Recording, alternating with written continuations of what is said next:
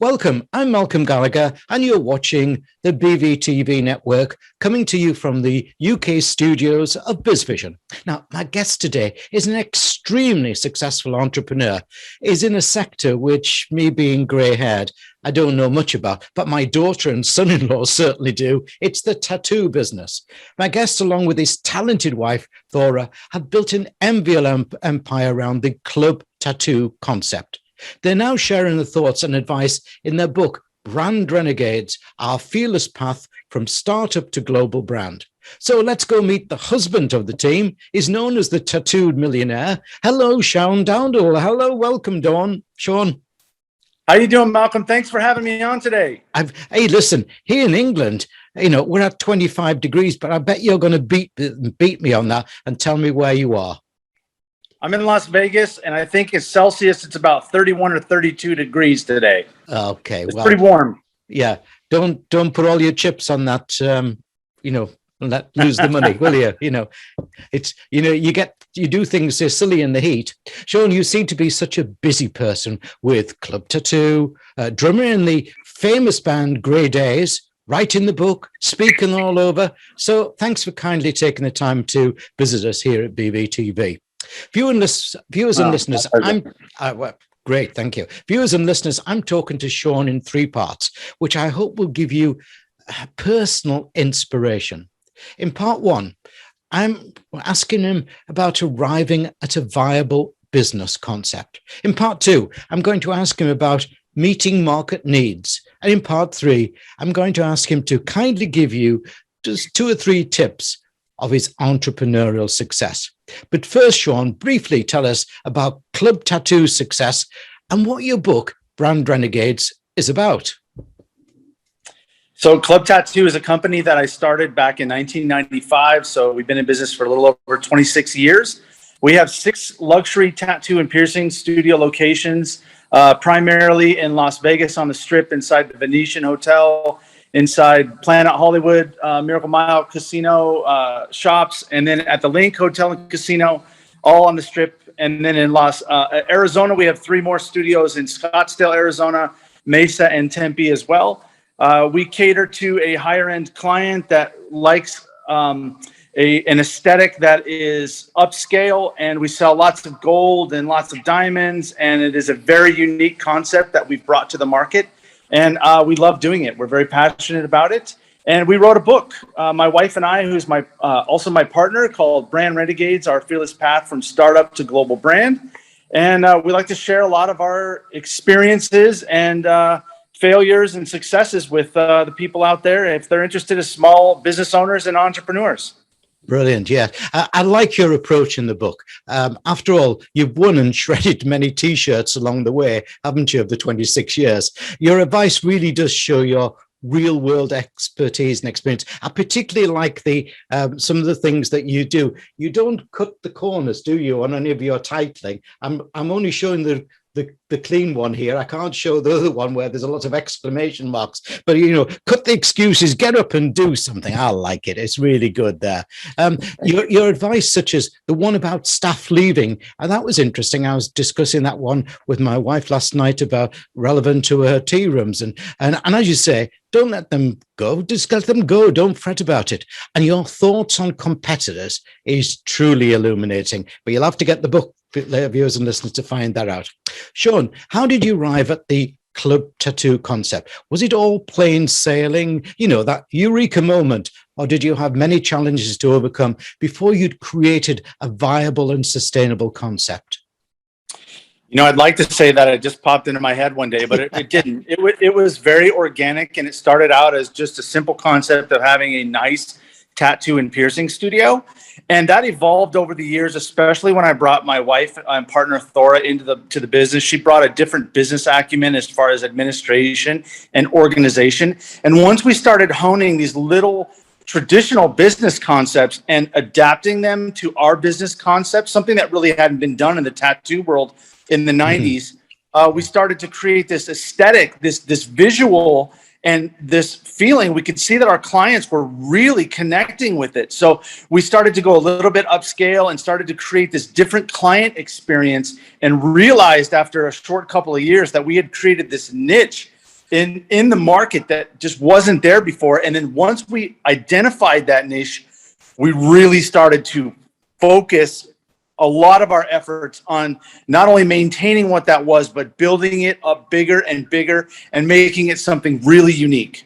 Yeah, so that's translates slightly into, for the UK audience, although we've got lots of American audience there, you're saying about the niche. We may also call that a differentiator, where you were different from all the other parlors, tattoo parlors around. You know, did you stumble upon it? Did you suddenly realize it, or did it just take that bit of time to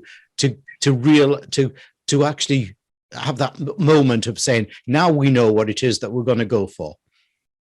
Around 2001, we really were able to identify and pinpoint who we were as a brand and who our core audience was, our target audience. And then once we were able to identify that audience, we really focused and put a lot of energy, time into those differentiating factors. One of them being that we don't use the word parlor. We never use the word tattoo parlor in describing our business. We are an upscale studio. We created an interactive tattoo software that we were able to patent and create this touch screen interface within our studios that made the client experience completely different.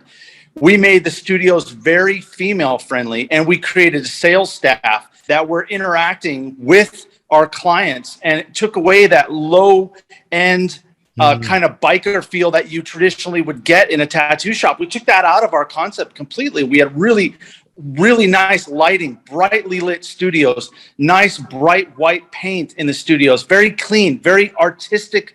You felt as if you were in an art gallery or a high-end hair salon, something of that. So it was really differentiating in the market from what was happening up to that point in the industry. Yeah, I was sort of amazed about that studio concept, because when I first read in your book about the costs that you were paying to set up some of these studios, I was wondering, I thought, where's that going? And then I delved further by looking into your website, and I see this brilliant, the touch screens and everything that you've got there. It really is so much different. So I just want to remind viewers, in a minute I'm going to tell them about your website, but I want to give them the Club Tattoo. It's clubtattoo.com, isn't it?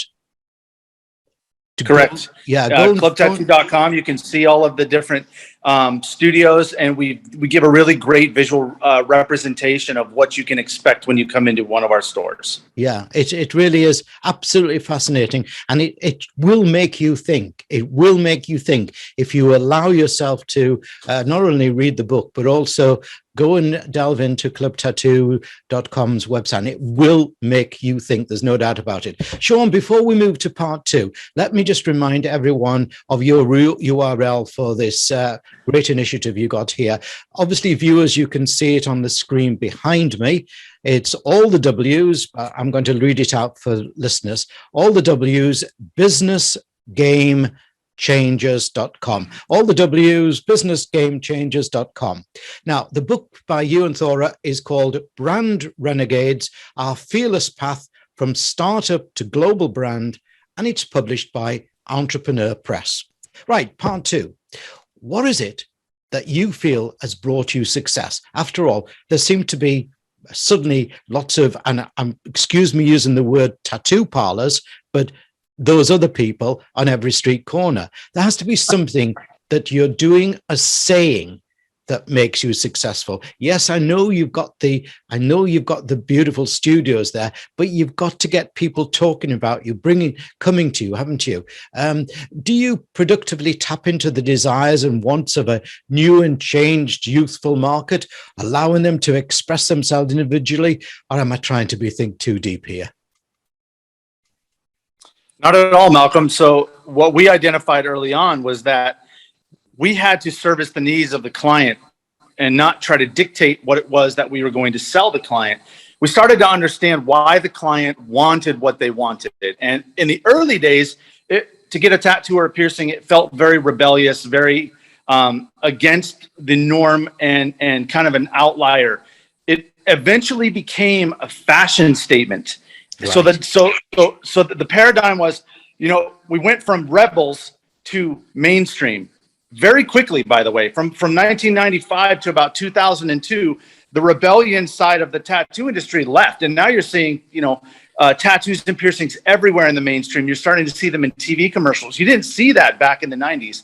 So once we realized it became a fashion statement, we started to know that our brand was a luxury brand. So we took cues from brands like Louis Vuitton and Tiffany and Nordstrom's and Neiman Marcus and Harrods over in London. So we developed a business model that we shrunk our offering to a very small niche of luxury look and feel, because we realized very quickly we could not service a lower end price point and a higher end price point at the same time. So we decided we're going to go with the high point and sell a higher quality item, whether that be body piercing jewelry or tattoos or aftercare, whatever it was. We wanted to be at the top end of that spectrum. So we put all of our focus and energy into that. And that was what differentiated us from the market in the early days. And it continues to do so now. Yeah. I mean, in the UK, you obviously, it looks like you can't be a professional footballer